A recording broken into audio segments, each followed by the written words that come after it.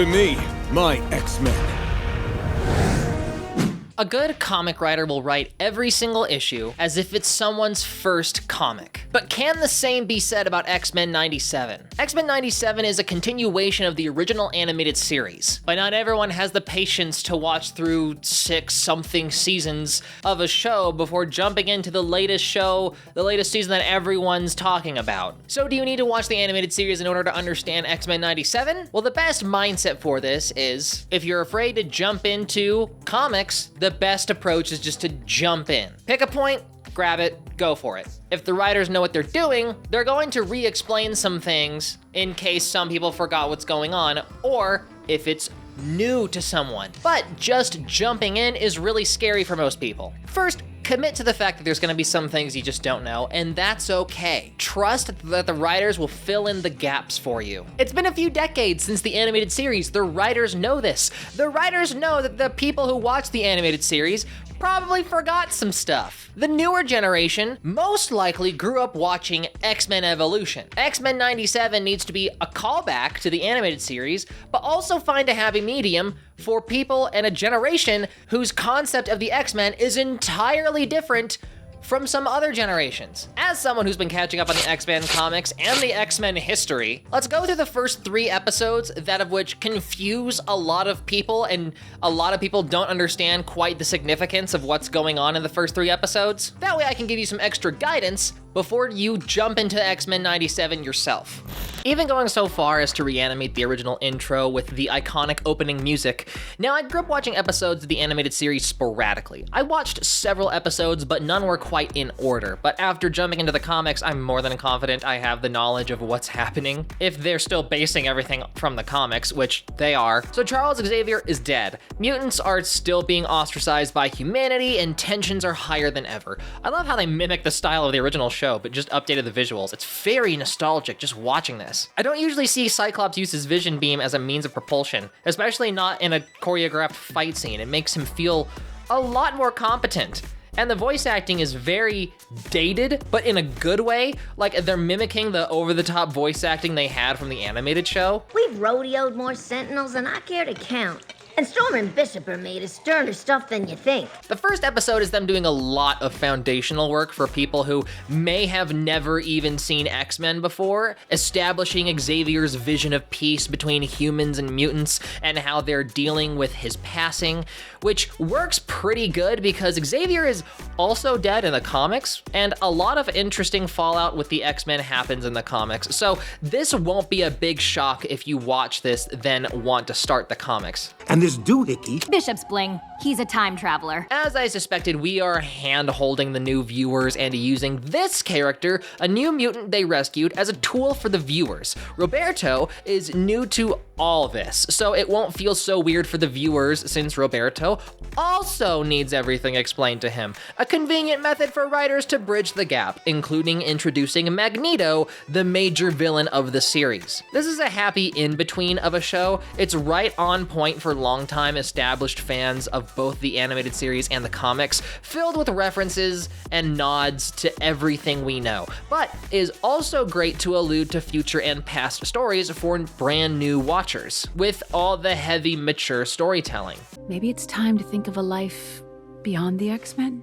Beyond? You mean leave the team? Already I have a lot of faith in this show. Scott's dilemma of loving Xavier's cause, believing in him to a fault, is the major crutch of his character and future character arcs. When it comes to writing Scott, either he's a generic, boring man when he's written poorly, or he's the obsessive, overly hopeful leader that's torn on the inside as he desperately fights for the X-Men's cause. And we're seeing Scott starting off with the writers understanding what makes him interesting and is delivering on it.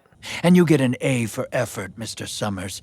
But we both know you're no Charles Xavier. And Roberto isn't an original character to X-Men 97. He's an established character in the comics. They just decided to introduce him now as a plot tool for newer audiences while not upsetting the fans. Whenever I do this, it just reminds me that I'm different. Be an X-Men, Jubilee? I don't even want to be myself. This is a detail that several fans are concerned about, that being Jean Grey's baby. Some people think it's going to be the future hero Cable, which you probably saw in Deadpool 2. but that's not technically Jean Grey's baby in the comics, but having Cable, a very titular character, present so that they can use him for future stories would be very convenient. And just bypassing Cable's actual origin and beelining to just having him there would be really shocking, given that Cable's actual parents is a big factor to Scott's character. We'd be missing out on that. And this is where we see the biggest thing that may have been difficult for new fans to swallow. That being Magneto, their biggest enemy, is now the head of Xavier's school. Magneto goes through a lot of changes, not only in the animated series, but also in the comics, and so if your only exposure to X-Men are the movies, this might be difficult to swallow, but Magneto and Scott end up becoming closer as Magneto changes more and more. He slowly becomes more of an anti-hero in a lot of ways, and this was necessary, making Magneto the new professor, given that it was the last thing that happened in the animated series. This is just them maintaining the continuity of the original series. Is proof of my desire to honor Charles Xavier's dream of mutant-human coexistence. Very quickly, even the government isn't crazy about the idea of Magneto joining the X-Men. And we see how he hasn't quite changed his ways. We see him fall into his old habits, but he is willing to go through the bureaucracy of trial in order to prove that he's changed. This show is going to hinge on Magneto's character. My people's homes were burned to ash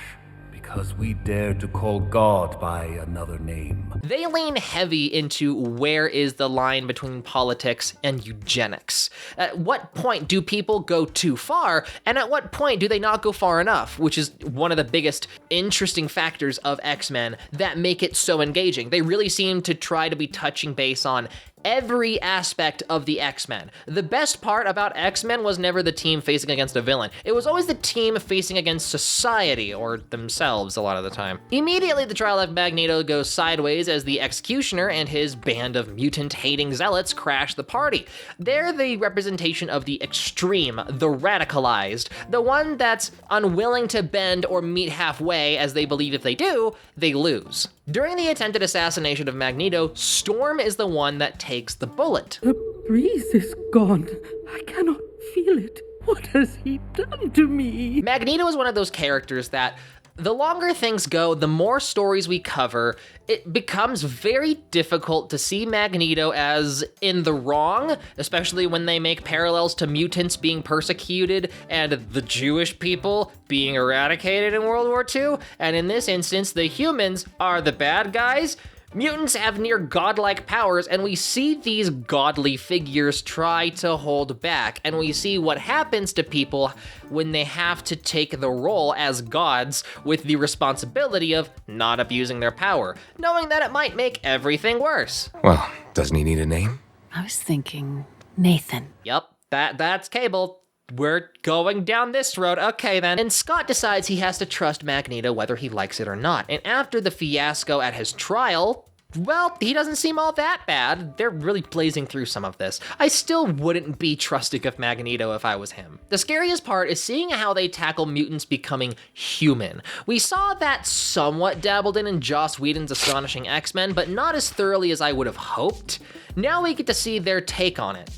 And Storm leaves the school not knowing what to do, no longer able to be an X-Man. And then Jean Grey pops in, another Jean Grey pops into the school. Okay, so clearly we're going to see the unfolding of Cable's story. Now, Jean Grey isn't Cable's father in the comics, which looks like it's gonna be a problem in the show, but don't worry, they fix it very quickly. There's only like one thing they change in this show in order to make it work. And in a second, we're gonna see how they fix this problem of Jean Grey not really being Cable's father. And the way they do it makes it to where the story of X-Men 97 is almost exactly the same as the story in the comics, with only a very slight change. And it works. So for you X-Men fans out there, they do a good job of adhering to the comics. It's just gonna be a little confusing for 1 second, so just bear with me. I hope you're ready for time travel shenanigans, because that's what we're jumping into. The X-Men do a lot of time traveling, now that I think about it. We see them hint that Mr. Sinister is behind this second Jean Grey, which, like, that would have made sense in the original story, but we changed it, but also we don't change it? Ergo, our Jean is a clone. Okay, so Jean Grey was supposed to be thought dead when Cable was born, and the clone of Jean appeared. But I guess they missed their chance to do that in the animated series, so they're trying to fix that now. Scott, you have to get Nathan. Hank, what's wrong? I know who cloned Jean. Sinister.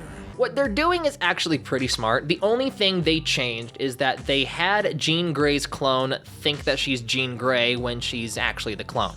And not even Scott knew she was a clone. So this is the clone, which is supposed to become the Goblin Queen in the comics. They even fooled me, someone that knows the story. This is almost a retcon, but not quite. I think this is smart. We actually aren't changing the story all too much. And it's here where it might be a little confusing for new viewers, and that's why I'm making this video, to help catch up on some of the fans that don't know what's really going on so that they aren't lost. Forged in righteous brimstone, I am the Goblin Queen!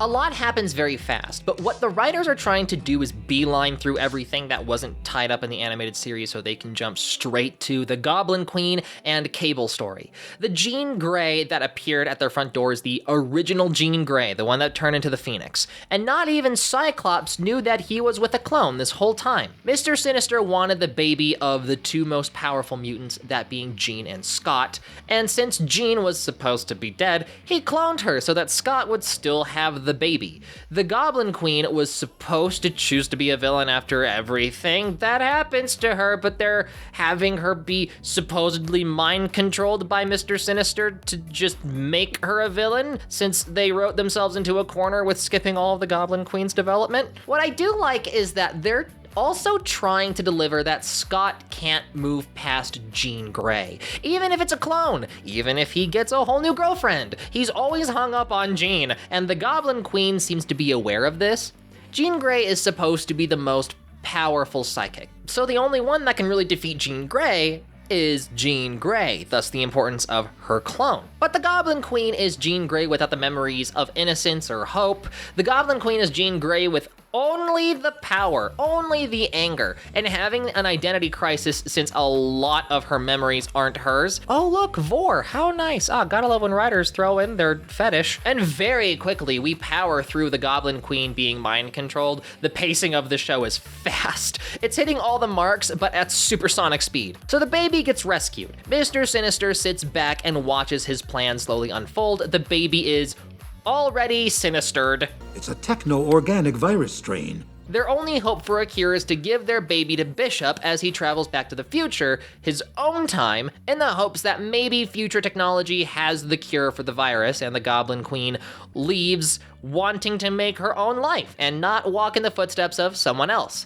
Now Scott and Jean have an uncomfortable situation. It's like not knowing your girlfriend was in a coma and this entire time you were sleeping with her twin sister. That's gotta be rough.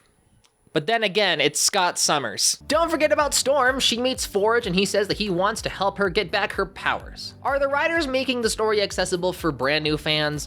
Yes, or at least they're doing the best they can given that they're trying to deliver on continuing a story that's very dense. And I would applaud them for their work. I just wish they had more episodes to really slow it down. It's going through major plot points very fast. If you want a deep dive into the story they're pulling from, I'd look up a summary of the Goblin Queen story and even Cable's story. But I have faith that if you watch this show and understand what's going on, then you have 99% of all the info you really need, so I wouldn't sweat it. It's very clear to me that the team behind X-Men 97 are big fans of the animated series and know what they're doing, trying to make sure this show is consumable to everyone, even if it's a big challenge trying to deliver on both. We do see it done well. This show is a love letter not only to the animated series, but to the X-Men comics as well.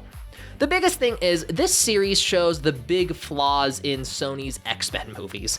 Comics are weird, and they embrace that weirdness. It's what makes it special and unique. Trying to wash that away and make it more palatable for a general audience, you get rid of what makes it special.